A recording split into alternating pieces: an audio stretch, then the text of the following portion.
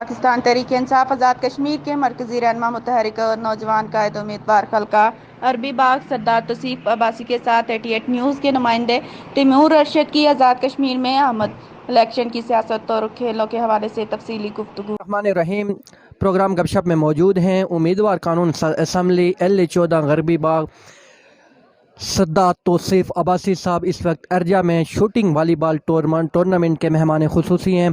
सबसे पहले तौसीफ अब्बासी साहब आपका शुक्रिया अदा करता हूं कि आपने हमें कीमती टाइम दिया इंतज़ामिया की तरफ से और एलियन अर्जा की तरफ से। सबसे पहले बताएं कि आपने ये जो मैच देखा कैसा आपने मैच फीलिंग पाई? एक तो शुक्रिया आप लोगों ने यहाँ मुझे आज आने की दावत दी और खुशी इस बात की है कि आज अभी रात के तकरीबन 10 बज रहे हैं और इतना एक्साइटिंग क्राउड है पूरे गरबी बाग। मैंने और भी बहुत सारे वॉलीबॉल के टूर्नामेंट और शूटिंग बॉल का तो मैंने पहला टूर्नामेंट मैंने देखा है, तो लेकिन ये कि क्राउड ये जितना एक्साइटिंग क्राउड मैंने देखा है इतना मैंने आज तक कभी गरबी बाग में नहीं देखा। तो एक तो ये है कि स्पोर्ट्स की तरफ जो लोगों का जो रुझान है और लोगों का जो एक मुहालाना मोहब्बत है वो बड़ी दिख रही है। और मैं समझता हूँ कि शूटिंग बॉल का जो टूर्नामेंट आज मैं देख रहा हूँ ये बड़ी एक मुनफरद किस्म की गेम यहाँ गरीब बाग में हमारे दोस्तों ने जिस तरह से इसको प्रमोट कर रहे हैं, मैं समझता हूँ ये एक बड़ी एक ज़बरदस्त एक्टिविटी है और नौजवानों को मुस्बत सरगर्मियों की तरफ ये लेके जा रही है। तो बहुत अच्छा है, इसको आगे ले जाने की ज़रूरत है। तो अब्बासी साहब आप सियासत से वाबस्ता हैं और मैं आप पे बांसर भी करूँगा और आप खेलेंगे। आप जब इक़्तिदार में आएंगे तो ऐसे नौजवानों के लिए आप क्या सरगर्मियाँ मुहैया कर सकते हैं? ग्राउंड की कमी आज़ाद कश्मीर में, उस टैलेंट बहुत ज़्यादा है लेकिन उस तरह की सहूलियात नहीं है। देखिए, मेरा आज़ाद कश्मीर की सियासत में बुनियादी तौर के ऊपर आने का जो मकसद है वो नौजवानों को जो उनके जो जायज़ हुकूक़ हैं जो इस माशरे ने उनको नहीं दिए, जो आज़ाद कश्मीर की इस ख़ानदानी सियासत ने, आज़ाद कश्मीर के इस जो हमारे जो इन ख़ानदानों की सियासत ने जिस तरह से इनको डुबोया और बर्बाद किया है, मैं समझता हूँ कि तहरीक इंसाफ और मेरी तरह के लोग middle class families, lower middle class family से उठकर, जिनका कोई पॉलिटिकल बैकग्राउंड नहीं है, वहाँ से उठकर एक आम तबके का, गरीब तबके का, मिडिल क्लास तबके के को ऊपर उठाने के लिए, उसको शऊर दिलाने के लिए, उसको रोज़गार दिलाने के लिए। और मैं ये समझता हूँ कि जिस तरीके से यहाँ आज अर्जा में यहाँ नौजवान जिस तरह टैलेंटेड हैं, इन नौजवानों को पाकिस्तान में एक बड़े लेवल के ऊपर, क्लब लेवल के ऊपर इनको प्रमोट अंडर 19 में, उससे बड़े लेवल के जो हमारी जो टीमें हैं उसके अंदर उसको लेके जाने की अशद ज़रूरत है, नेशनल लेवल के ऊपर प्रमोट करने की। यहाँ टैलेंट की कोई कमी नहीं है, लेकिन बुनियादी जो मसला है वो सिर्फ ये है कि यहाँ हमारे नौजवानों का वफाक के साथ कोई कनेक्शन नहीं है, वफाक के साथ हमारा कोई रेफरेंस नहीं है। तो इन नौजवानों को पाकिस्तान की सियासत से आकर यहाँ बुनियादी तौर पर काम करने का मकसद इन नौजवानों को यहाँ से लेकर पाकिस्तान में एक्सपोजर दिलवाना है। तो एक तो ये, दूसरा ये है कि हमारे यहाँ खेलों के कोई मैदान नहीं है। खेलों के मैदान टोटल पिछले 4 दहाइयों में किसी ने इसके ऊपर फोकस ही कभी नहीं किया, कभी ऐसी लीडरशिप ही नहीं थी, कभी कोई सोच नहीं थी।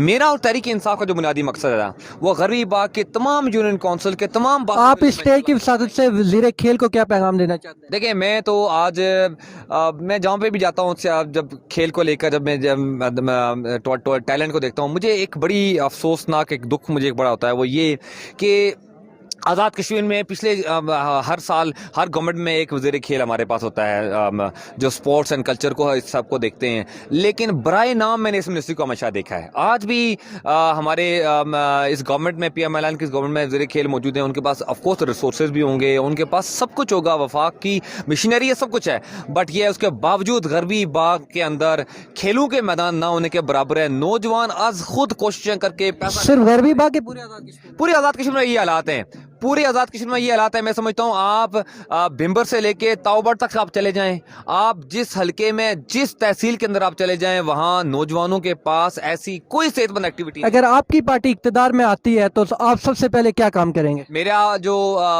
लीडर हैं इमरान खान, जो प्राइम मिनिस्टर पाकिस्तान है, वो खुद एक स्पोर्ट्समैन है, तो मेरे से बेहतर या मेरी जमात से बेहतर खेलों के लिए और नौजवानों के लिए कौन काम कर सकता है पाकिस्तान में, जो एक विजनरी लीडर, जो पाकिस्तान का स्पोर्ट्स मैन, टॉप का स्पोर्ट्समैन आज प्राइम मिनिस्टर है। तो इंशाअल्लाह انشاءاللہ ارادہ یہی ہے پورا کہ ہم لوگوں کے ساتھ جھوٹ فراڈ نہیں کریں گے, بے ایمانی نہیں کریں گے, یہاں سیاسی تھانہ کلچر کو پروموٹ نہیں کریں گے, ہم یہاں پٹواری کلچر کو پروموٹ نہیں کریں گے, ہم یہاں لے دے کر کے اسکیمیں بانٹنے والوں سے پارٹی ہم وہ نہیں بنیں گے. ہم جس بات کے اوپر عوام کے ساتھ جو وعدہ کریں گے اس کے اوپر ہم بلیو کریں گے اور ڈیلیور کریں گے انشاءاللہ. اور اس طرح سے آگے موٹیو تو بہت سارے ہیں, اگر آپ بات کافی لمبی ہو جائے گی, بٹ کہنے کا مقصد یہ انشاءاللہ نوجوانوں کے لیے خاص طور کے اوپر بڑے ٹارگیٹڈ پروگرام ہم لے کے آئیں گے انشاءاللہ. باشد کشمیری, آپ سے ایک سوال کرنا چاہتا ہوں کہ آپ کی حکومت گلگت بلوچستان کے حوالے سے کیا منشور رکھتی ہے؟ گلگت بلتستان کا الیکشن 15 نومبر کا ڈیو ہے اور ہمارے کینڈیڈیٹس اناؤنس ہو چکے ہیں اور سب پارٹی فیسز کو ہم نے ٹکٹس دیے ہیں اور گلگت بلتستان میں الیکشن کیمپین اب آہستہ آہستہ ٹیمپو پکڑ رہی ہے.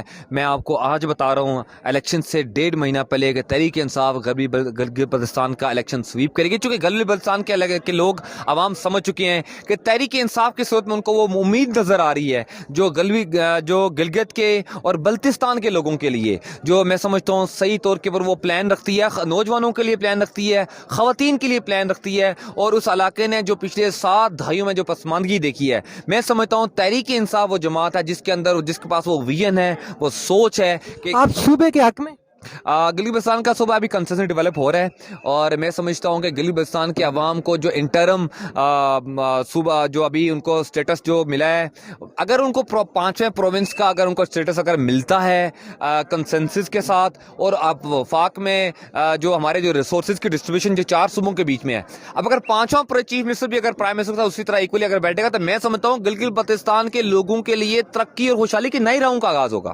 اور فائنانس کمیشن ایوارڈ جو ہے جو 4 صوبوں میں ڈیوائیڈ ہوتا ہے, اگر گلگت بلتستان کو بھی اس کا حصہ ملنا شروع ہو جائے گا تو گلگت بلتستان کے عوام کی میں سمجھتا ہوں تقدیر بدلے گی. بہت شکریہ. ہمارے ساتھ ہیں سردار تیمور جگدر. تو صاحب جاتے جاتے میں ان کے کیمرے میں آپ سے ایک آخری سوال پوچھوں گا. سر, اگر آپ کی گورنمنٹ نہیں بنی اور ادھر اے پی سی کے حالات کے بعد بھی حالات کچھ چینج ہو رہے ہیں, اگر ہم سرحد پار کی زبان سے میں بات کریں گے تو پریورتن ہو رہا ہے, تو سر اگر ایسا کچھ نہ ہوا, اگر آپ اقتدار میں ہی نہ آئے تو پھر آپ کے کیا جذبات ہوں گے, یہ ضرور بتائیے گا. میں اگر اور مگر پہ میں بلیو ہی نہیں کرتا. نہیں ہو سکتا ہے, پاسبل ہے سر. پاسبل تو کچھ بھی ہے, لیکن ہماری سرکار بنے گی اگر آپ کو یقین ہو یا نہ ہو, اور آپ کی انشاءاللہ ہم تسلی کرائیں گے.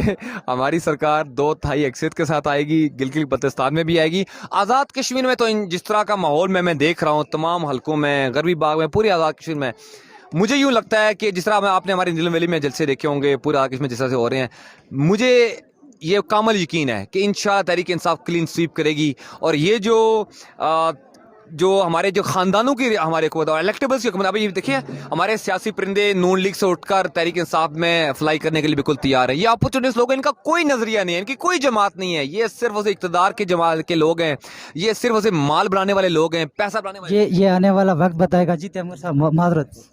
بہت شکریہ. ہمارے ساتھ موجود تھے امیدوار قانون ساز اسمبلی LA-14 غربی باغ توصیف عباسی. غربی باغ کی تقدیر بدلنے والی ہے اور ایک بڑا فگر جماعت اسلامی سے آپ کے پاس جا رہا ہے میجر لطیف خلیق کی صورت میں.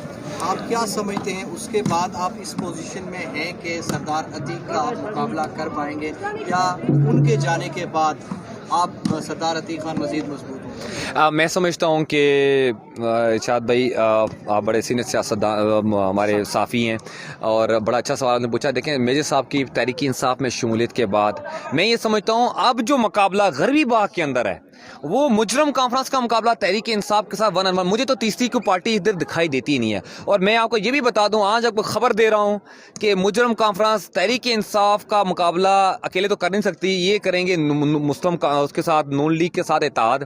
اور میں کہتا ہوں کہ اس سے بڑا مسلم کا تحریک انصاف کو فائدہ نہیں ہو سکتا کہ مجرم کانفرنس اور نون لیگ مل کر تحریک انصاف کا مقابلہ کریں. یہ مقابلہ 1-on-1 ہوگا.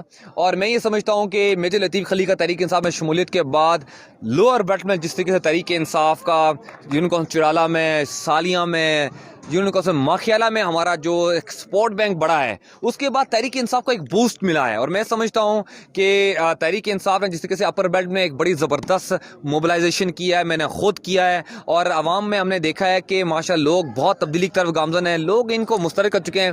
جس طریقے سے یہ ان کا خواب ہے کہ تیسری جنریشن کو یہ اپنا اقتدار منتقل کر رہے ہیں, سارا کچھ ہے. میں سمجھتا ہوں کہ غربی باغ کے عوام نے 83,720 ووٹرز نے, اور میں سمجھتا ہوں غربی باغ کی خواتین نے نوجوانوں نے ان کو مسترد کرنا اگلے آنے والے الیکشن میں. آپ دیکھیے گا. ایک اور سوال جاتے جاتے کہ پاکستان تحریک انصاف میں جتنے بڑے فگرز تھے آپ نے پہلے ان کو ٹارگٹ کیا یہ مافیاز ہیں, پھر انہی لوگوں کو کیسے آپ ایکسیپٹ کریں گے اپنی جماعت میں؟ کون سی جماعت کی آپ بات کر رہے ہیں؟ پاکستان تحریک انصاف, مثلا بہت سارے ایسے فگرز ہیں. میں سمجھ گیا آپ کی بات.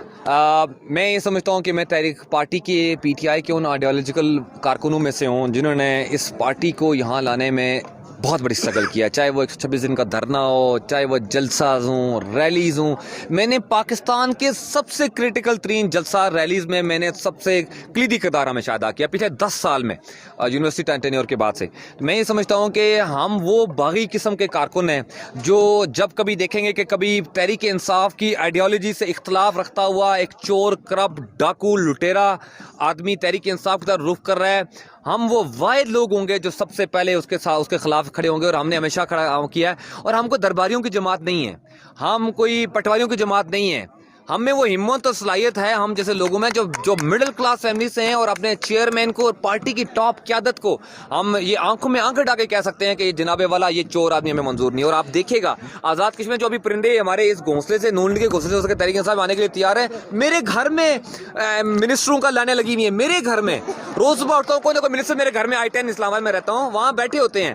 تو صرف یہ کہ ہمارا خیال رکھیں جی, ہم ابھی مارچ اپریل آ رہا ہے اگلے سیزن میں ہمارا بھی, تو کہنا یہ چاہتا ہوں انشاءاللہ کسی صورت ہم ایسے ٹولے کو جو صرف اقتدار کے لیے اپنی پارٹیاں بدلتے ہیں, جن کا کوئی نظریہ نہیں ہے, جن کی کوئی سوچ نہیں, ہم ان کو کسی صورت ہم ایکسیپٹ نہیں کریں گے. جماعت کا ویژن ہے کہ نوجوانوں کو زیادہ سے زیادہ پلیٹ فارم مہیا کیا جائے اور ان کو آگے لائے. میں آپ کو راجہ آصف علی خان اور مہجر لطیف خلیق کو کہاں ایڈجسٹ کریں گے؟ میرے لطیف خلیق صاحب کا ایک بڑا نام ہے حلقے میں, لیکن میں ایک چیز آپ کو بتا دوں, میرے صاحب نے یہ جو تحریک صاحب میں شمولیت ہونے کے حوالے سے جو آپ نے ڈیلے جو کیا نا, یہ ایک بڑا انہوں نے ٹیمپو لوز کیا ہے.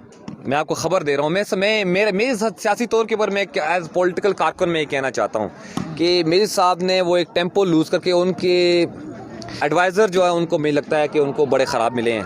میں سمجھتا ہوں کہ جو ایک ایکسائٹمنٹ اس حلقے کے اندر جنریٹ ہوئی تھی تحریک انصاف میں شمولیت کی حوالے سے, وہ ایکسائٹمنٹ میں سمجھتا ہوں کہ وہ شاید کھو بیٹھے ہیں.